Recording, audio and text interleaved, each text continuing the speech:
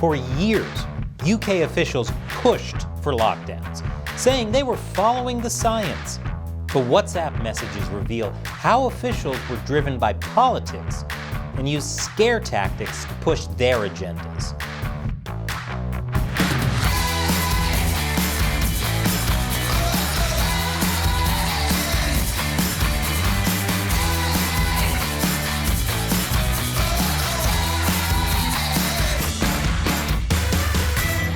Welcome to America Uncovered. I'm Chris Chappell. So I've been saying for years that scientists told us not to rely on lockdowns to get through a pandemic. But before COVID and even during the pandemic, scientists said that lockdowns wouldn't stop the spread and that they do more damage than good. And I was right. Well, the scientists were right. Okay, we were both right.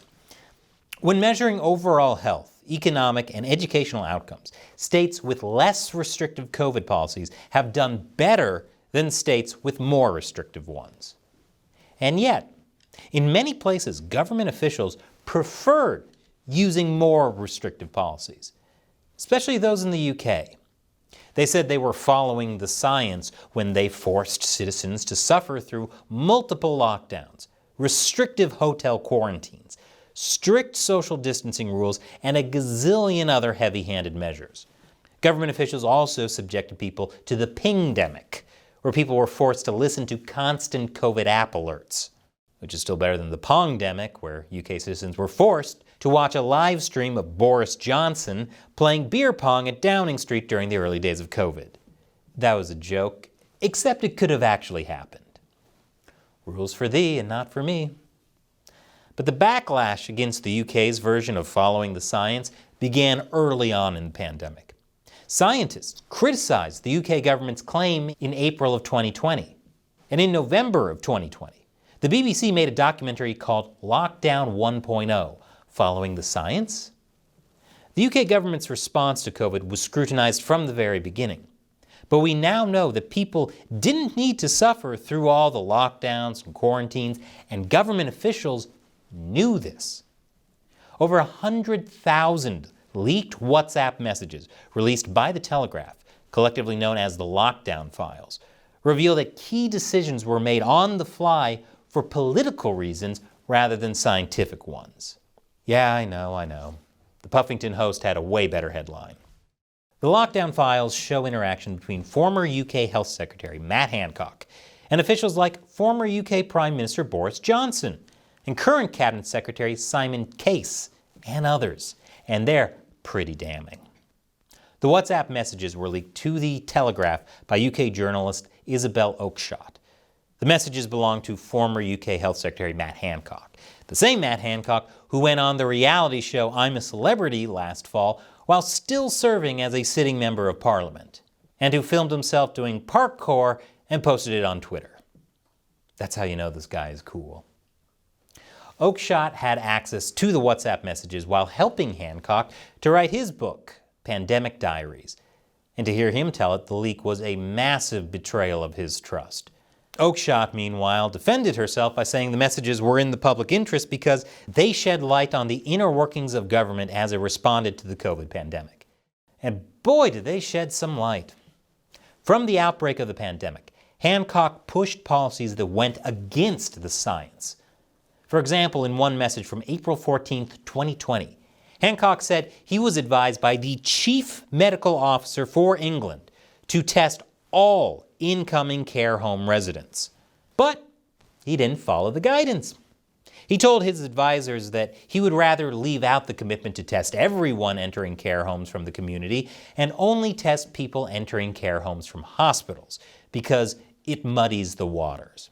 In the end, neglect in care homes in the UK ended up leading to thousands of deaths. I had no idea the UK government was getting advice from New York Governor Andrew Cuomo. Hancock argues that the news coverage about his response to the care home situation leaves out a key WhatsApp message.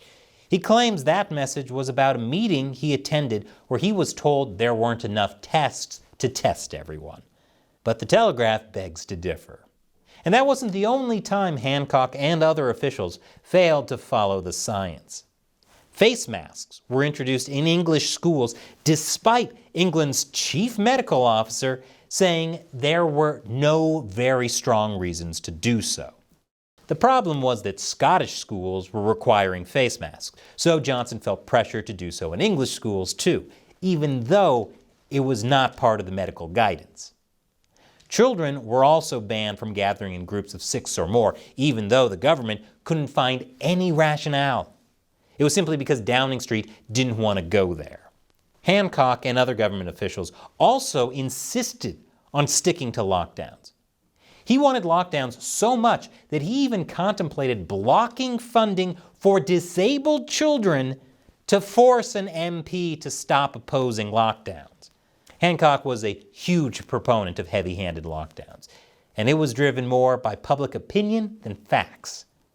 Texts between Hancock and Johnson show how Hancock backed the Downing Street Director of Communications, Lee Cain, and Johnson's spokesman, James Slack, who told Johnson that he would be too far ahead of public opinion if he ended restrictions sooner than previously announced.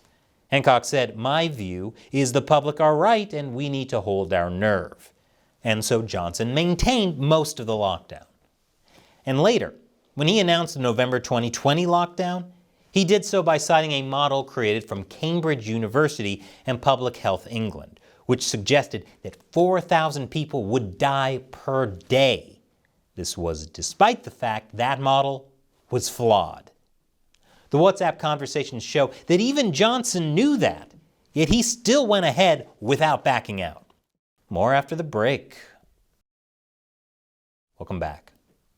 Former UK Health Secretary Matt Hancock's WhatsApp messages show that the UK government pushed for policies that were driven by what officials thought would be politically acceptable. UK officials tried to influence public opinion by creating a constant state of fear. There were several ways UK officials went about it. One was by bombarding people with information about how dangerous COVID was. When Brexit threatened to dominate the headlines and Johnson risked breaking his promise of allowing families to reunite for Christmas in 2020, Hancock talked about deploying a new COVID variant by hyping up a new COVID strain known as the Alpha or Kent variant. He hoped this would frighten the pants off everyone with the new variant. One of his media advisors, Damon Poole, agreed to use scare tactics as a way to get proper behavior change. And Hancock played his part. The new variant is out of control and we need to bring it under control. And it's important for everybody to essentially act like they might have the virus. And that's the way that we can control it together. Hancock also spread fear by withholding information. In June 2020, he and the UK's chief scientific advisor, Sir Patrick Vallance, liked seeing positive news get buried by gloomy news and having people suck up their miserable interpretation and over-deliver so that people would behave themselves. Months later, WhatsApp messages with a civil servant show how Hancock and Poole were in favor of not publishing data from the government's watch list of worst affected areas because it helps the narrative that things are really bad. Hancock also expressed concerns about backing off from a policy of telling people to isolate for 14 days after coming into close contact with someone who had COVID. In November 2021, Chief Medical Officer Chris Whitty informed Hancock that doctors and scientists advising the government favored a new policy to ask people to test for 5 days after exposure instead of isolating for 14 days. Then Hancock said that sounded like a massive loosening, and Whitty replied that the computer models showed it would be pretty much as good as the isolation. Then Hancock asked whether the 14-day isolation had always been too long. But in the end, Hancock doesn't want to go below 7 days of testing because he's afraid that would worry people and imply the government had been wrong, which they were. Overall, Hancock and other officials pretty much encouraged an endless cycle of government policy influencing public fear, which then influenced government policy, and so on, which ended up perpetuating lockdowns. This was both completely unethical and counterproductive. By inflating fear of COVID, UK officials ended up making people too afraid to even go to hospitals and get non-COVID illnesses treated. It also fueled the UK's mental health crisis by driving some people to fear leaving their homes. Some even contemplated suicide. It's already bad enough that Hancock was encouraging state-sponsored fear, but he and Cabinet Secretary Simon Case did so while mocking and gloating over people in distress. They joked about wanting to see people locked up in shoeboxes and finding it hilarious that travelers had to go into quarantine hotels. These revelations are putting pressure on Case to quit. It would probably do the same to Hancock as well if it weren't for the fact that Hancock already resigned after he was caught cheating on his wife with an aide. To be clear, he didn't resign because he was cheating on his wife. He resigned because he was cheating on his own COVID policy. This happened when the UK was moving towards banning indoor gatherings of 2 or more people, and people from different households weren't supposed to mingle or have face-to-face contact. I'd say this counts as face-to-face contact. Rules for thee, but not for me. It's a story that's going to sow even more distrust in governments, which is the last thing governments need if they want to be prepared for future pandemics. That's why officials like Hancock, who do all this to the public, need to be held accountable, not just in the UK, but all over the world. And if it comes down to physically chasing these kinds of government officials, it shouldn't be too hard to catch them. Hancock, at least, simply lacks the parkour skills to get away. So what do you think of the lockdown files? Leave your comments below. And if you like this show, remember that we rely mainly on direct support from viewers like you. All it takes is as little as $1 per episode over on our crowdfunding website, Patreon. Visit patreon.com/America Uncovered for more. Click the link below. Once again, I'm Chris Chappell. Thanks for watching America Uncovered.